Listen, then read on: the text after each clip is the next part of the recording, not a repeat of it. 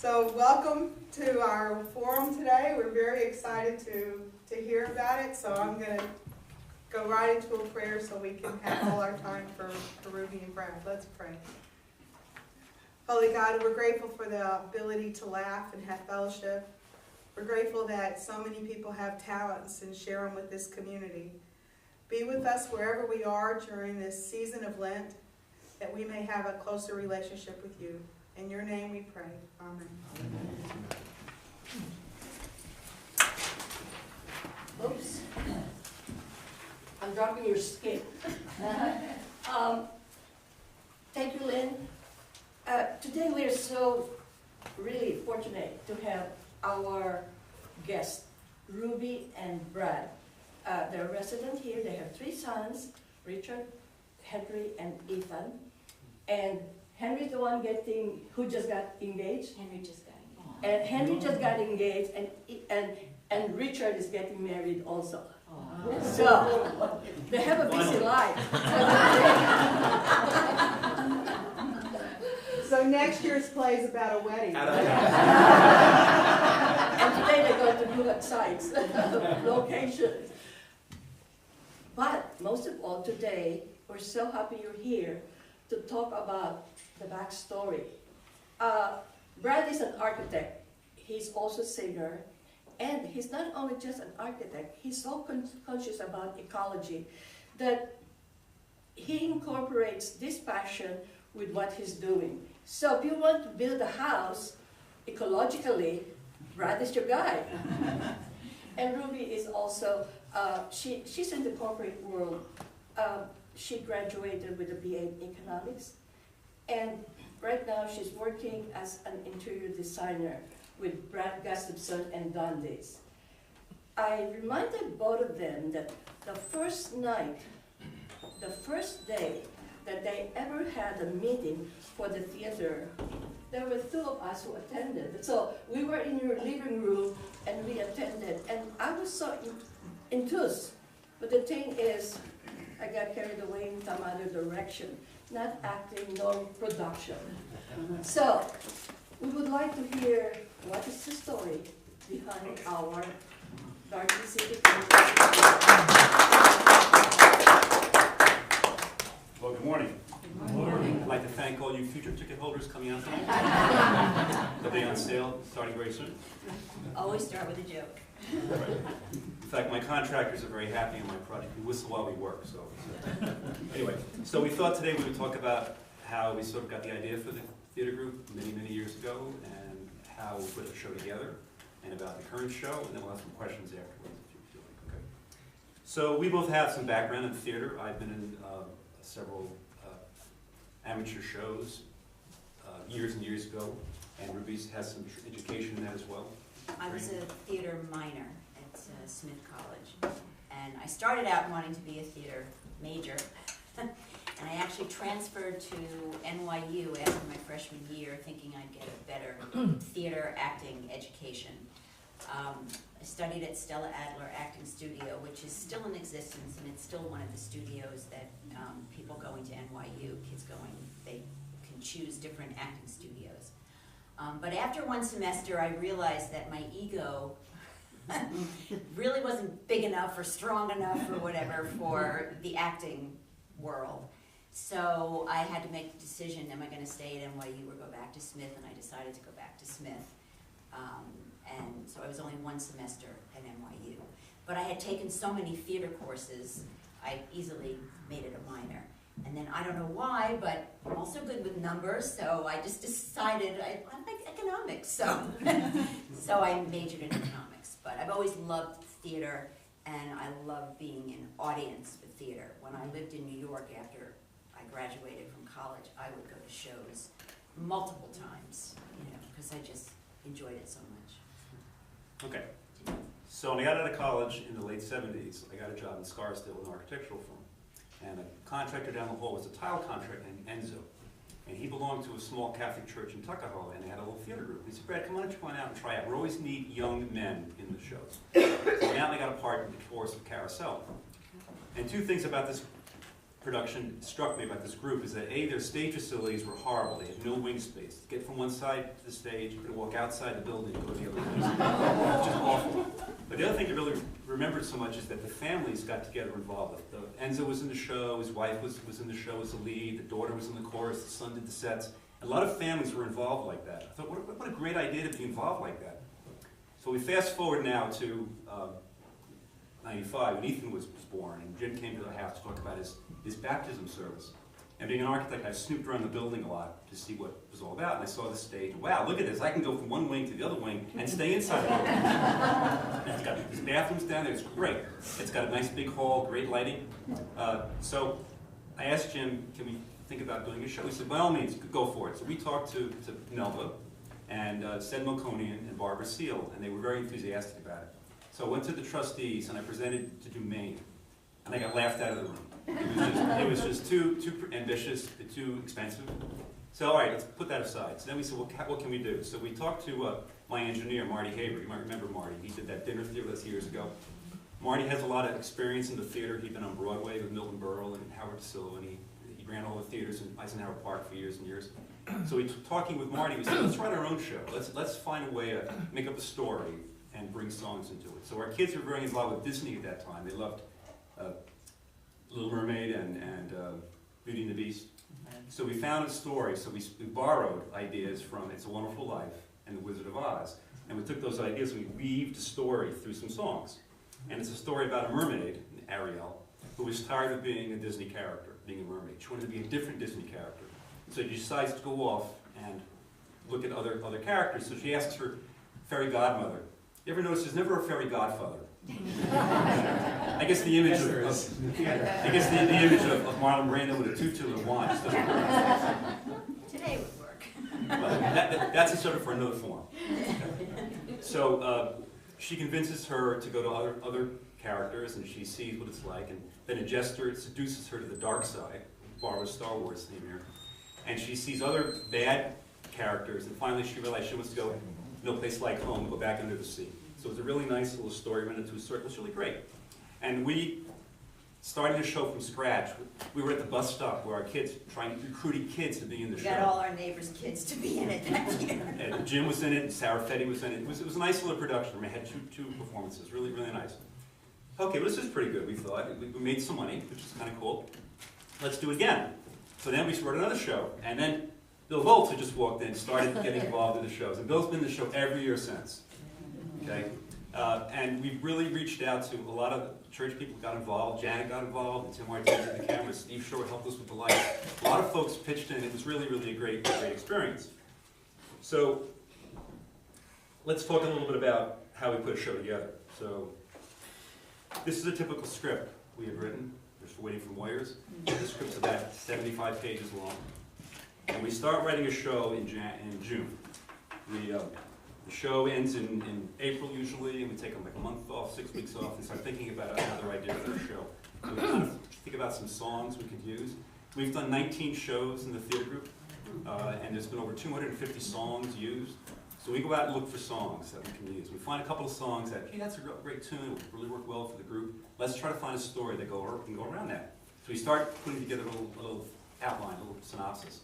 And I usually develop the framework for the show over June, July, August, and September. And I always go away in October for a golf vacation. And my goal is always to try to have the script ready for that trip. So I can sit on the plane and just edit and correct it. So I get that kind of worked out, then I turn it over to Ruby, who's really very good at this. She takes the script and she makes the dialogue flow and makes it very natural, and she adds some jokes, and it really comes together very, very nicely. I like to take... Sometimes switching scenes. We switch scenes around. I usually take care of the songs, and There's a lot of discussion that goes on, and we really enjoy that process. Right. No, Yes, I usually take the songs and I like to rewrite the words to the songs. I like writing parodies. That's a lot of fun. So then we get the show kind of together by auditions, which are in December usually. And then we see who comes out for the show, and then we have to rewrite the show because different people show up. Different voices show up, and different people come. We rewrite the show, and then we start our rehearsals in January. So So we've been working now since the end of January, so we're about a month in, or so a little less than a month in already. Doing great work so thus far. So, part of the putting together a show, before we get to the rehearsals, is the producing aspect of the show. We have to start with looking at the church calendar in the summertime. When I call the office and we look at see when Easter is, we always work around Easter, of course, because you can't do Easter, you can't do Palm Sunday, you can't do the store before that because you did Lent walk. There's all these things to be worried about. There's the school break. Now this year the break is after the show, so it's kind of cool. But the break is this week right now, so there's no rehearsals this week. We've got to factor in various trips that happen when the middle school show is, when the senior high school show is. A lot of things to sort of coordinate, plus everybody's schedule. Okay? Now that's the hardest thing to do, is the schedule. Writing is almost easy compared to the schedule. It's like a quadratic equation. You have to figure all these different people. You've got to do all the scenes.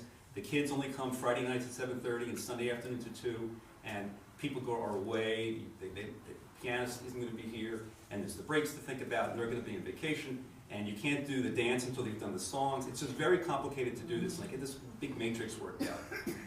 And as the cast members will tell you, keep changing it. I send emails all the time. Well, I got to change the schedule because so-and-so can't be there. So it's complicated. By the way, we have a very honored guest with us today. We have the producer of one of the show within this show, which is Sunshine Television. Gil is right here. He plays Jacob. Bill is in this year's And show. I was going to get to Bill in a second. Thank you. Bill actually is the owner of Sunshine TV in this show this year. Yes, Mr. Bigsley. Right. So, like I said, this is the 19th year of the shows. We've personally written 12 of them. We have a collaborator this year, Caitlin Crowley, worked on this year's show and last year's show. We've done over 250 songs. Well, just to mention about Caitlin.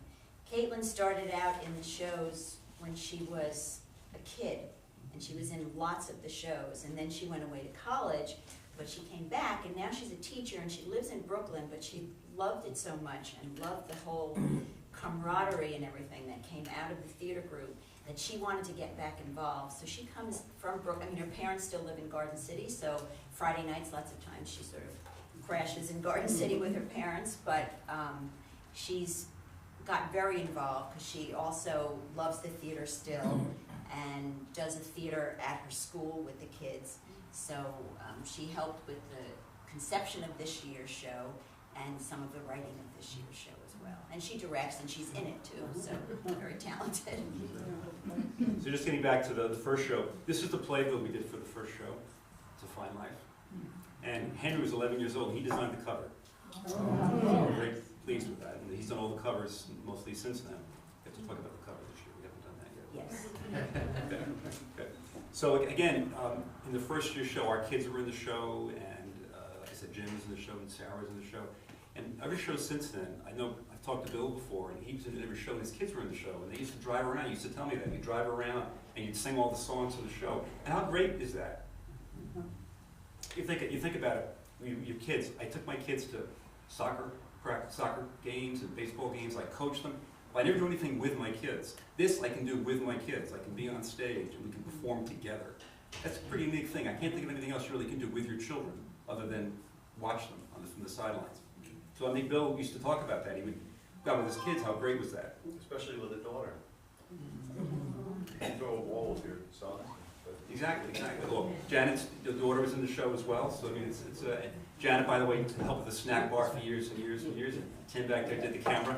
I'd ask you again about the camera. Put you on the spot. No problem. Okay. So a lot of church folks have joined in, and it's really a wonderful fellowship opportunity here. I know George Bash used to talk about, on one weekend, we get 660 people in this building for a weekend. And that's really great.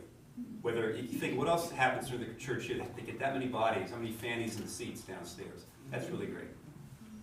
And some folks really look forward to it, and I know it's on the website for the church. I think it's a nice feature to show how the church can reach out to other fellowship activities that involves the community.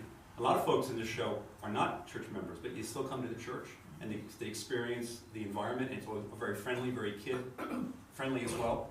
And part of our philosophies of these shows, I'm kind of jumping around here a little bit, is we like to have everybody in the show have a moment to shine.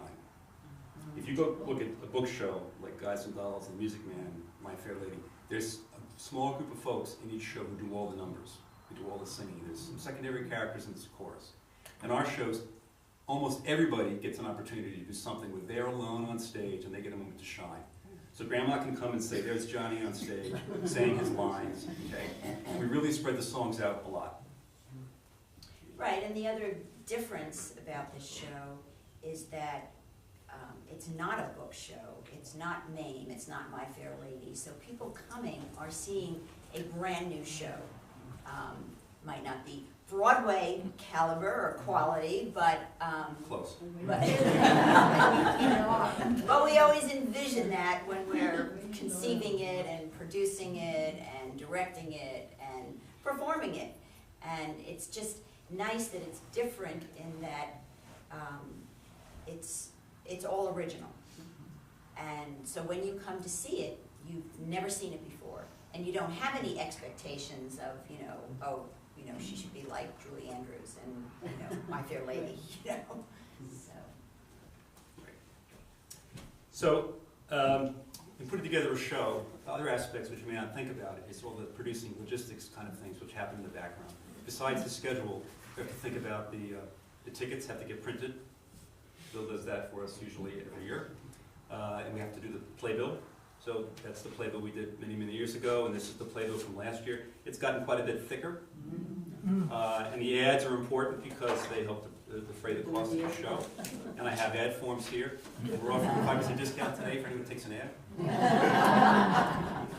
And the chairs. And the chairs. I get what's the good word to use? Particularly ribbing. Ribbing, that's right. About the chairs downstairs. I've done a drawing, being an architect, I can't help myself. I did a drawing which locates where the stairs, where each leg of the chair is supposed to be when you start. Those two legs right there, I have it dimensioned. And since there's a tile down there, I know exactly where to start the chairs. And I offset the chairs in each row so that you can see you're not behind someone's head. See? And we give enough space this way, later and this way. So I go there every night before the first show, and Bill loves to rib me about this, and the rest of the cast does as well. And I'll be down there sitting every chair I readjust. There's nothing better than moving a chair out of place to see if you notice. Right, you test that every year, right? When you guys walk in, it looks like, wow, this looks like a real theater here. We have really great stage lights that Steve's helped to put up over the years, and they work terrifically. We have nice sets. We worked on them yesterday. They look terrific. We have a good sound system, and Jesse Hernandez helps us with that. We have a good snack bar that someone's got to coordinate that. Janet had done that for years and years. People bake the food. That helps to give the break during intermission, helps to make some money. Everything we do is to try to fundraise for the church. We have some expenses. We have to pay our pianist, or our piano player, and we have to pay the band and the choreographer, but everything else goes right back to the church. And over the years, each show makes between $12,000 and $14,000, which is really pretty good. And we have a net profit of about $5,000, which is right back into the church coffers. So that's really a very nice, fun fundraiser kind of thing to do for the church, and it's a good fellowship activity, as I said. We also do a lot of publicity for the group. We have to advertise the show, which is what this is about today as well, but it's going to be in the newspaper. And Mary Clark, who has a background in that, is not in the show, but yet she has experience, and she does all the publicity for us. All the financial things we do, Gina DeBolt takes care of all the record keeping for us. Again, they're not in the show, but they pitch in other ways. And that's a great opportunity for other folks who don't want to sing or dance, who can't want to paintbrush. You can do other things to help out. So you shouldn't be afraid to join in. Or you can buy ads in the show too. And buy tickets for multiple nights. That's important. Now, Hugh over there, his granddaughter's in the show. And she loves it. I'm going to say that she loves it. She's been in several shows. Yeah. And he's a great-grandfather. He comes every night. And he sits down front, and when I've been on stage, I look over and I can see him sitting right there. And just about where he sits every night. It's great.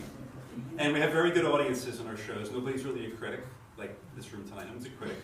You all come, if you know the folks in the show, and you want to have a good time, we really try to entertain you. I think we do a pretty good job at doing that. So, how are we doing on time here? A little early. I'm talking too fast. Plenty of time. I'm keeping track. Okay. So, anything you guys want to jump in? You can add anything. Go right ahead, please. Well, except for the sound of music, which every song is fantastic. The great thing about these shows is every song is good, because he could pick the best songs out of different shows, and just, he's not waiting for one blockbuster great song. Every song is a really good song from another show. Yeah. And he weaves the story, they weave the story very nicely, so it's always very entertaining. And the shows are all new, well, the jokes are all old.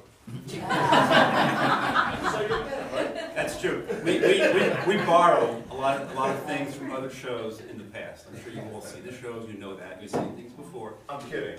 Of course, of course. But was it last year? Was it last year at the Groucho Marx thing? Was that the year before? I don't remember.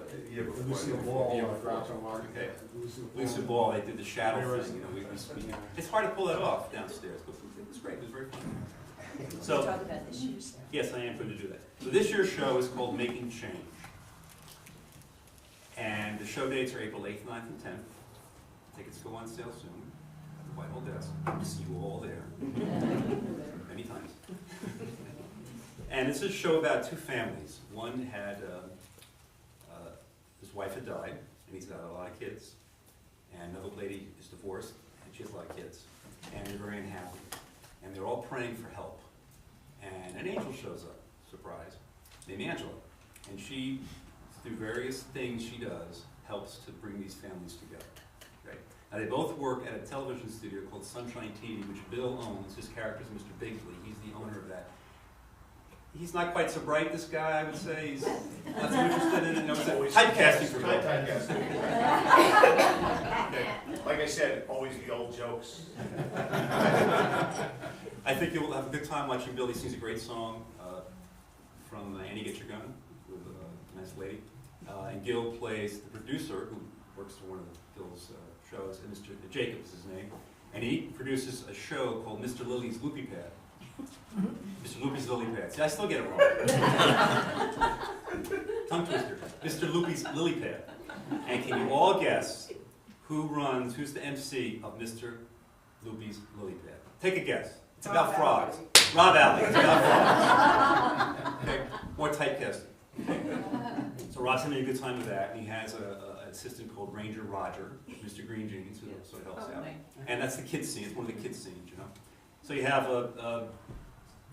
Jim Birdie, who's in the choir, is Henry. He's the head of one family, and it's another lady, a newcomer this year, who's the mother of the other family. And they come together, obviously, in show business terms. They come together, they meet, they date, and then eventually the happy ending. And we tie the whole show up in $1.50. The whole show is tied up. It's great. So we got some great songs this year. Broadway music. Like most shows. So we went to see a show this summer called Something's Rotten in July, before the Tony Awards. And it's a great show. It's very funny. Anybody see it here? If you haven't seen this show, after our show, you've got to go see this show. Okay. In fact, just as a sidebar, years and years ago when we started doing this, a very good friend of Ruby's said, you have to go see this show on Broadway. It's just like the shows you guys did. It was Mamma Mia. So before they did it, we did it. Anyway, so Something's Rotten is a show about Shakespeare. And we sat there and watched this song, and there were 3 songs that just knocked our socks off. And we said, we've got to use those songs. So we tried to find the music for them, and they weren't available. Eventually we found them, and those 3 songs are in the show. And we found out, we were driving one day upstate, and radio came on. I listened to the Broadway station at Sirius XM a lot. And the song from Sister Act came on, we both said, that's got to be in the show. That's great. And what So an that's how it inspiration. happens. Yeah. And we watched The Grease Live recently. It was on a couple weeks ago. There's a nice show, a song in that show. That music is not available, so it's perfect for the show because it's about an angel. But we couldn't find the music, so we couldn't put it into the show. But that's how we find the music. We just sort of We're like, still trying. still trying. We're still You have to trying. get copyright, Sorry? you have to. We have gotten copyrights in the past, but fortunately, legally, and our counsel, Jim Birdie, found the record that as a church organization, you don't have to do that. Because nobody's getting paid. We don't get paid for this. We have to pay our expenses, which are reasonable expenses. Everything else goes right back into the church coffers. You're okay. And I have a link. I can show it to you if you don't believe it. Because I knew that question was going to be asked. So Jim prepared it for us last week. So it's all legal. We're all cool. We're all cool. The very first show, before I was smart about this, I did write for all the permission for the Disney To songs. Disney. And Disney said, no problem. You can use any song you want, but you can't have anybody dress up like Snow White for some reason, the gingham dress for some reason. So That's three of the why I songs. wasn't in that show. That's right. That's right. That's a very good point. Only 3 of the songs, We had Ariel instead. very old, Just old Snow songs. White? Sorry? Just Snow White? Just Snow White. For some reason, we could not have used that, the character of Snow White in our show. She wasn't in the show, so it didn't really matter, but only 3 songs required payment, and it was like $10. For some shows that were very old, Disney films, something from Pinocchio and those kind of very old shows, not the new ones. So they're very, very fair about it. But other than that, we're cool. Okay. So where are we now? So I'm kind of like, that's it, kind of like how this show gets together. It's a lot of work to put it together for, we always talk about it's like having a baby. There's 6 months of writing and putting it together, and then 3 months in production. But you know what? Like having a baby, you do it again. If you were gonna redo one of your 12 plays, which one would you do? Probably the first one. The first one. That's a really great story. But we were so green at it at the time that we'd probably love to have the chance to redo it. I remember Andrew Rose in it. Yeah. Yes. Yeah. By the way, just going back to that first show, we needed a musical director for that show. So what are we going to do? Who's going to do this? So we asked somebody, a teenager in the church, so well, it's a sophomore in the high school who can come over here and play for you, named Joe Iconis. So Joe came over, he played for us for 3 years. Joe is now a composer on Broadway. He got us started right here. He I'll tell you that, actually but- wrote some songs for us. And he wrote some songs for a few shows. Sudsy, you wrote the Sudsy tune? Best soap in the world. Where on Broadway is it? I don't know where he is now. He's written, he wrote a show about it, something green hair, I remember. I don't remember exactly. But I see his dad at the train station almost every day as well. So. And there was a show on TV about putting on a Broadway show called Smash, and he did some of the music for that also. Right. Right. So. Any questions? Bill, any comments you have for being in the show for 18 years? Well, it is, as Brad says, extremely a unique experience for our church. It really is. I mean, we've brought countless people into this church who were members of other churches, and they had so much fun here. They came back year after year after year because of the community, and believe me, it's not without problems too over the years, but they came back all the time because they saw something in our group that was obviously greater than our group, which is our church, which, I mean, I'm not trying to sell anything here, but it's very true. It is very true that we have that group that we're ambassadors for our church to a great extent, which is a very unique thing, because you could just go down in the basement and put on a show and go home. But it goes beyond that, and that's the only thing I really have to add to it. It's made my life unbelievably full with that aspect, and I've been at this church for a long time, and it's a wonderful thing. It really, really is, and we should be very happy to have Brad and Ruby doing this. I would give them applause for putting up with us all these years. It really sort of warms our hearts when people that are not necessarily theater people, but they're church members, and they come out and they say, what can I do to help? Like Mary Clark. She wanted to do something. So we knew she had that background in publicity, so we said, well, why don't you help us? And she's done an incredible job with, getting all the articles in the paper and doing the publicity and talking to the church about putting things in the bulletin, and it's wonderful when then she comes and she loves to see the show. She's not an actress. She doesn't profess to be an actress, but she wanted to help out in some way. And it's great. I mean, it's like the fair, the auxiliary fair. So many people get involved, and it just gives you a good, warm feeling about the church and about all the people in the church and involved with the church. I just wanted to say something. You mentioned, Brad, a child being able to do something with their parent. The being in the play. But from my perspective as a parent, one of the wonderful things that happened with my kids with the play was the camaraderie with the adults, and how the adults in the play took the kids under their wings, and the relationship between adults that they didn't know before was fantastic. It was just such a warming feeling from a parent, seeing that, you know, watching in the back or watching the rehearsals or whatever. And then secondly, the exposure to the music was fantastic for my kids growing up. You know, maybe we didn't have the time to get into the city or to get to plays all the time, but the exposure to all that music was also just really set them up for a lifetime of enjoying the music. So I appreciate that. Well, it's also a good experience, being an architect and interior designer. We're very focused on schedules and getting things to be run at a certain time, because our clients expect the project to be finished at a certain time. So you've got to back things up so you get things delivered at the right time, you get the drawings done, the contractor starts the foundation at the right time. So we take that experience and put it into the shows, what Janet's saying. I think it's great to see how something that's on a blank piece of paper comes together, and the kids and the the adults as well, can see how this all gets organized and gets run like this. And there's no downtime. And I've been to shows where you're like looking at your watch while they're changing the sets. Okay, you wait.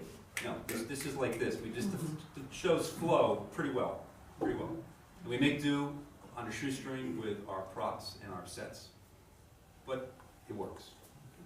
It's in your question. How many hours would you estimate you both put into this a year? Wow.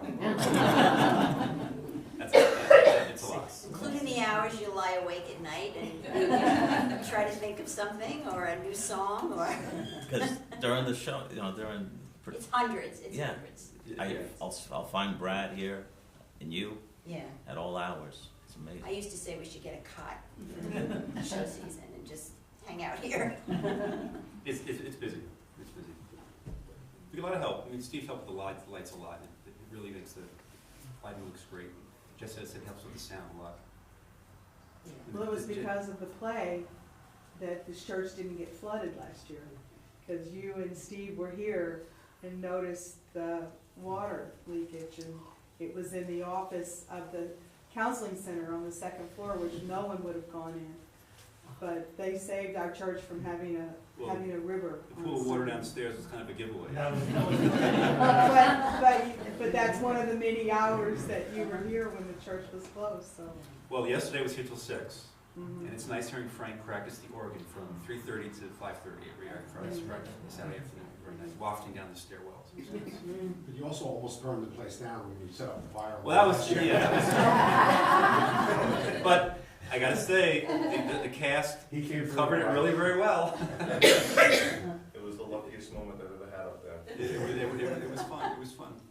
So, Gil, you're kind of new to the group. You've been in it now 3 years. Any comments you want to add to the?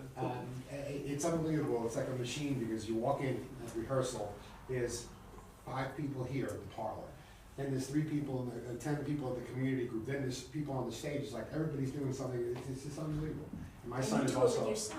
Yeah, my son. I came to do it for my son, who had been in multiple shows around. He was at Broad Hollow and things like that. He was Hercules, Disney's Hercules. And Marie Kloszewski dragged me down. She goes, I'm looking for a thing for my son. He goes, we need adults too. I go, no, I'm busy. You were in a band, you should. And all of a sudden, you get in it, and you're mixed in and you're memorizing dialogue. I go, what did I get myself into, really? What did I do? And every year you think, and it's cold down here in January. How cold it is there. So, and then you do the show and it's fantastic and you forget all about it, and then they ask you to go in again. I go, yeah, okay. Then in January it's cold and I realize it's like Stockholm syndrome. You forget about it. You fell in love with your captors because it's freezing. You're learning and you have to now can't think of business. You have to rewrite things and learn them. And but it's great. And every year I go back and it's it's the community. We become friends. All all the people in the show. We become friends outside and watching how this church works, it is really, it's unbelievable. It really is a different experience than what I've seen elsewhere. Speaking of heat, Lynn, it's cold down there. Friday night was very cold. We get the heat turned on a little bit. I will. But I got the alarm off, so. That's good. I noticed that. One You thing shot your was Smart in there. Small steps. Brad, I remember when you first started the stage and all the electric things there and the lightings were not like we have it now. Could you walk us through how you did that? Well, Jim had said there was a theater group there years and years ago. I don't know knowledge of that, but it hadn't been done for a long time. So it got involved, and the stage was not in very good shape. So first year or two, we repainted the stage. I got my tile contractor to retile the floor up there. We extended the stage, bought those thrusts to make the stage be deeper, the front of the proscenium arch. Okay. This guy's down there. Well, hang before that, Okay. Gabe Rivera got us some stage lights, which we had when we did the renovation, we had a bar hung up there with some minor stage lights, and then Steve got us some really great lights, which are down professional grade that are down there now, and coordinated the installation of the dimming system, so it really works great. And it's a lot of flexibility on it, and a new curtain, and a lot of flexibility in the lights. We can do the lights for other things besides just the theater group. Other folks use it. Last year, another group came in and did something in the middle of our room, and they used the lights. And I'm sure there are other things during the year that they can use the stage lights as well. And we got a new curtain as well.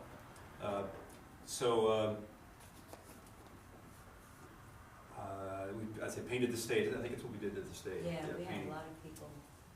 Right. And we painted it again last year, so it's sort of been upgraded the facilities a little bit. The soundboard, we bought a soundboard for the theater that's still in use downstairs now, all these many years later. But it's great, the church uses it. It came out of the proceeds.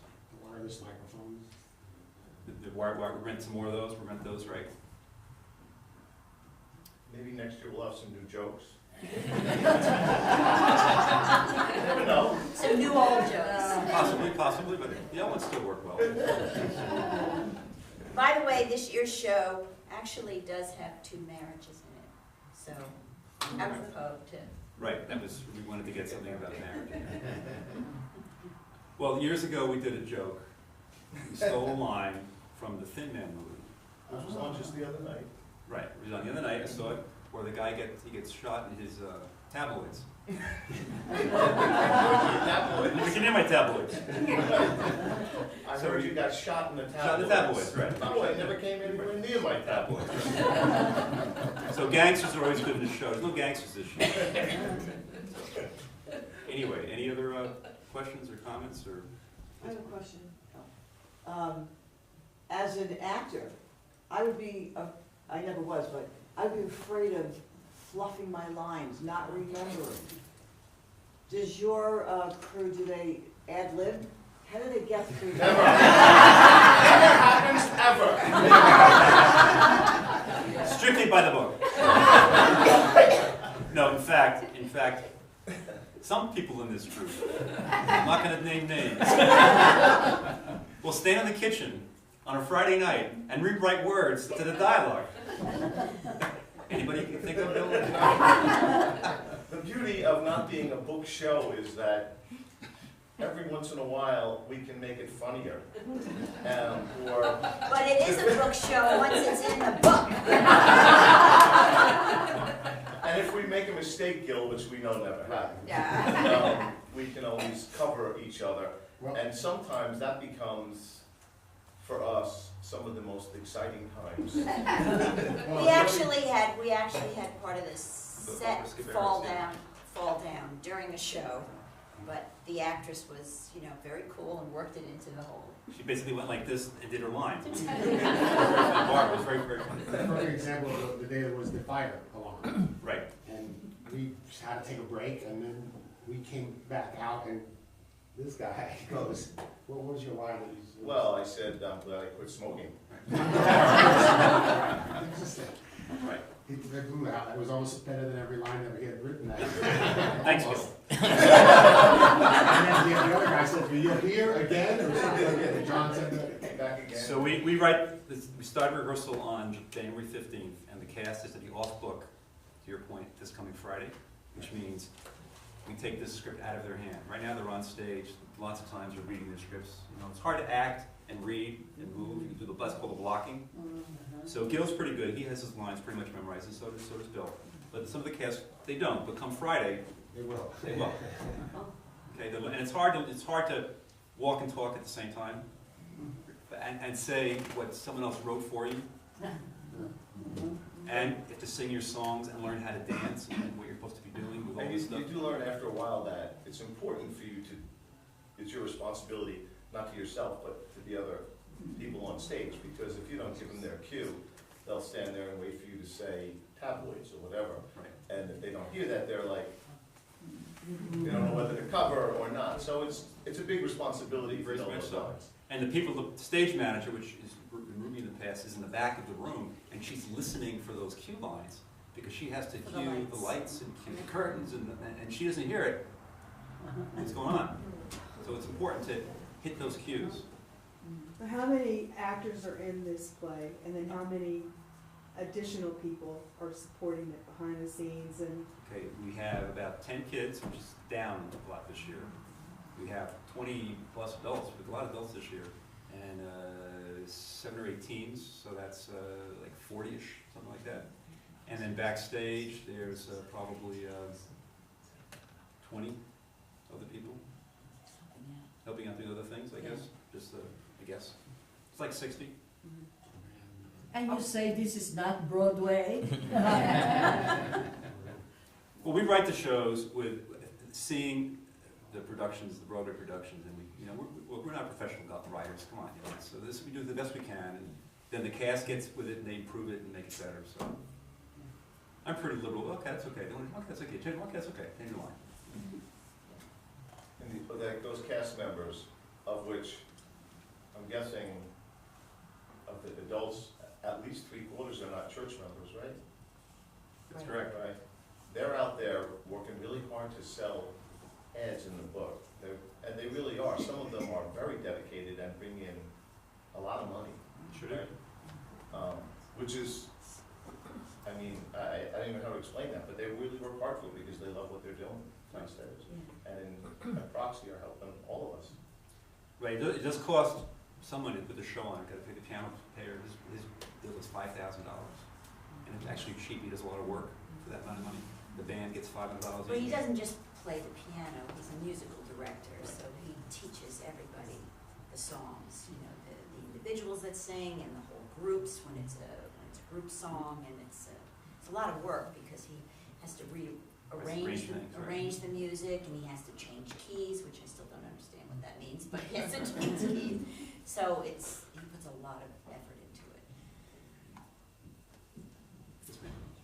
On stage, performing, looking out onto the audience, is the lighting obscuring faces in the audience? And if Yes, it is, it's does the it dark. help in ease of acting, so you don't see like your best friend checking you out or whatever? Well, I can only see Hugh. He's up close. You lose after, what'd you say, about 6 rows, 5 or 6 rows, and kind of like just the dark then. It doesn't make a difference. You can hear people laugh. Yeah. And you know they're laughing. You know they're laughing. I think I see a potential actress over there. I think so. He's asking a lot I'm a of questions. stagehand, but not. You can always hear George Bashan's laugh in the And I back. have her email address, Good. thank you. And her name is Joanne. Stagehands are needed, we need people backstage, so How much space is there backstage? it gets a little tight. Not much. But lots of times, I don't know if we need it this year, probably, the kids will hang out in another room, and then we put the show, we have a feed, and they can watch the show here while it's going on.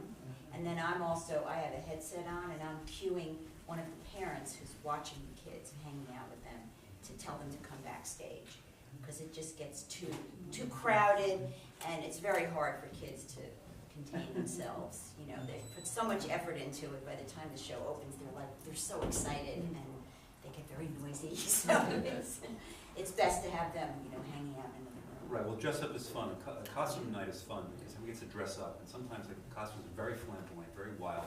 I mean, Bill's got some great costumes coming up this year. I'm not going to tell you what they are. You got to come, all have to come see them, and it's a different costume every night. So you got to come every night.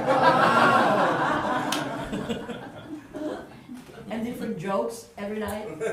Probably. Melvin, you're on to me. Right. So, any other questions? Just, Yes, ma'am. just I'll let a, her oh, Go ahead. no, I'm just gonna say a comment, just as someone who's been in the audience for years. We love it. We look forward to it yes. every year. Well, you know, we You try to say make you do it, your best is. we try to make it entertaining. And we, look, guys, this is Broadway, you know, It is. the tickets Fun. are pretty inexpensive, you know. Mhm. So you go out for a night and you get entertained. It's in a safe environment, you know where it is, it's not driving to Manhattan, okay? You know, back to the kids, it's very safe for the kids. You know, the environment here with these kids, the parents entrust their children to us 2 nights a week. It's great, it's very safe, you know, we make sure we take care of them, no one's scolding, there's no problems like that. It's, you know, kids are pretty well behaved most times. We don't scold the adults too much. Where do you, the props, do you prepare them here or they are taken here already done? We use whatever we have in the back room, Oh, if we can. Like we have some flowers, we found some plastic flowers, here's your flowers. But But sometimes, I'm making a French flag, so. anybody have a French flag? What's that? I know, you can return that. No, you can't Your return turn, okay. cut fabric, so. We try to minimize the cost wherever we can. So we tried to find a French flag nobody had, so we have to make one. Which is easy enough, Easy enough, easy enough. 3 blocks of color. Brad, the artistic part of it, the backdrops and things like that, various people have done that over the years? Yes. This year, Rick Covell is doing all the painting, Oh, okay. and it looks really great. We finished it up pretty much yesterday. The curtains are all hung. You guys are going to be really pleased today when the curtain opens up. He has an artistic background as well. They used to belong to the church, but Right, they okay. moved away, so other places. So.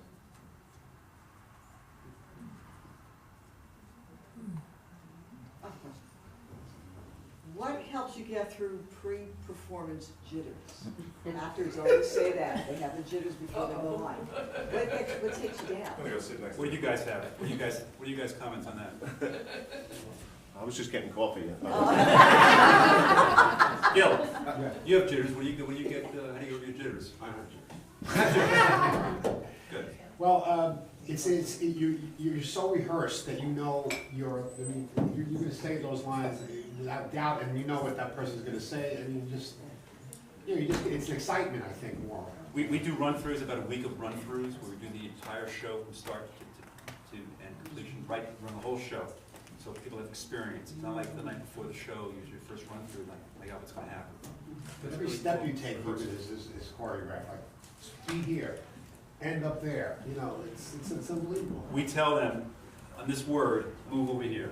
Right. They should be writing in their scripts, and they don't do it. We're just talking about on the way over, and some of the people we're telling to do, they forget, they don't do it.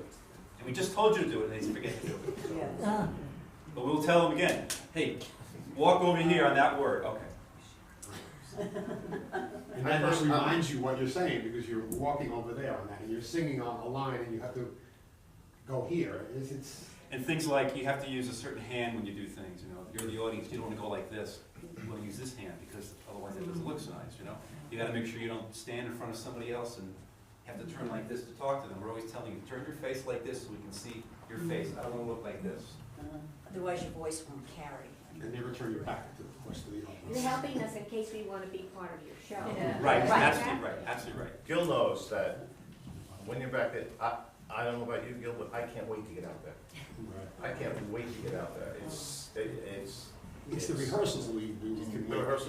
But the show night, I can't wait to get out there, because I just want to hear the reaction, and and I've had some tough ones, really tough ones. Yes. One He's year, been sick right before the show. yeah, one year I came out to do some very crazy lines about a game show host, and they were supposed to be really, really funny, and there was silence. Silence. You have to do Johnny Carson. Tough And ones. apparently, a poor man in the audience got sick, and the police came in. I didn't even see this, talk about lights, okay? So I came upstairs, and I'm walking through the sanctuary, my head down, and Lynn Sullivan's husband, Mark, is coming the other direction. He says, "Bill, how'd it go?" I said, well, it was terrible. I died out there. Nobody laughed. He goes, oh no, it was great. Somebody got sick in the front. And I said, oh great. Oh no, I didn't mean that. You know, but thank God the next night everybody laughed. But you know, talk about like, what am I doing wrong? You know, is my mic off or something? Right. But yeah, you can have jitters, but I can't wait to get out there. I am a ham though. So. You have good lines this time that were gonna make us laugh? We're working. It all comes together. And there's gonna be a couple of beautiful singing events, you're gonna be hearing. It's just, some of the people there, they're just so unbelievable. Their Singing, voices they're are just so talented. And even the kids' song is fantastic from You're a Good Man, Charlie Brown. Your happiness is great. Happiness is very, very cute song. It's gonna make you, Can Cheer you up. give us a sample of those songs? Sing Not or We've always talked about trying to take some of these songs out on the road, like to a nursing home kind of thing. Helps promote the group and the church and all that. It hasn't happened yet, but we've always talked about that. The problem is because most nursing homes on the weekends, the families come to see the families, and we can't do it during the week when they're there, so it hasn't quite meshed. But we have done things once in a while. I know one time we did a garden party someplace and we sang a few songs. Right, that's true, we did. Right. Sorry, I forgot that. And another time I think we sang for something out here, right? So we sang a couple songs. I don't know why I remember this, but vaguely I remember singing out in the garden over here too. And we Just did I think it was sing to at, promote us. I think it was a church function. Yeah, right. Yes. Oh, that's how I don't much. know One if last it's an thing. anniversary. One last thing. Waiting from Wares. Vicky Stanko came to Ruby one day and said, you know, we're having the anniversary for the church. 75th anniversary of the church. You guys mentioned that in your show somehow. Okay, so what we did is we took that as a challenge and we wrote the whole show about doing a show about the church anniversary. That's what this show was, Waiting from Wares. And that was about Bill Moyers, who used to be in the church show. And the song Ruby's talking about is Edelweiss from Sound of Music. We changed the words to Edelman. Edelman, right? And then instead of we had the kids have songs, you know, like they all sing along in the movie. We had song play, and the audience sang along. That was, remember that show? It was very, very highlight of that show, I thought. And we sang that again at the celebration at the restaurant. That's right. The dinner a few weeks later. And we took a song from Kiss Me Kate called Brush Up Your Shakespeare. And we changed the words to Dust Off Your Bible. We changed all the words to that as well. We like writing parodies. And from Oklahoma, everything's great in Garden City. Everything's really great in Garden City. Change all the words. George Bastion sang a lot of that as well. And then there were some of the ones that were not here, and we're not here, like Rudy Giuliani, Rudy Giuliani, Rudy Giuliani. You got that one, right? Anyway, so it's cute. Well, I want to thank you all for coming today. Thank you. Good to see you all April 8th, 9th, and 10th. Yes. And ad forms are here. There were 5% discount tonight. Thank you. Thank you so much.